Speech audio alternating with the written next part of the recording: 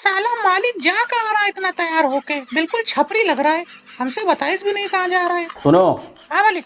Coaching चले जाना, ठीक है, शराफत से। अरे यार मालिक हम नहीं जा पाएंगे, मेरी तबीयत बहुत खराब है मालिक, सुनो यार। नौटंकी ना करो, शराफत से चले जाना। अरे यार मालिक बहुत ज्यादा, बिल्कुल चल नहीं पा रहे, उठ नहीं पा रहे, देखो देखो मालिक। अरे यार नहीं सुनो नहीं, मालिक, मालिक वैसे जा कहाँ रहे हो? हम आयशा के यहाँ रोजा अफ्तार की दावत में जा रहे हैं। आयशा क्या? अरे यार मालिक पहले क्या नहीं बताया यार। मालिक यार रुको, आ रहा है यार मालिक, आयशा क्या जा रहे हैं यार, बताया भी नहीं, बड़े हरामी हो यार मालिक, आज तो मजा आ जाएगा। अच्छा, तबीयत सही हो गई? अब तो बहुत बढ़िया लग रहा है मालिक यार। चलो ठीक है, चलो आओ। अरे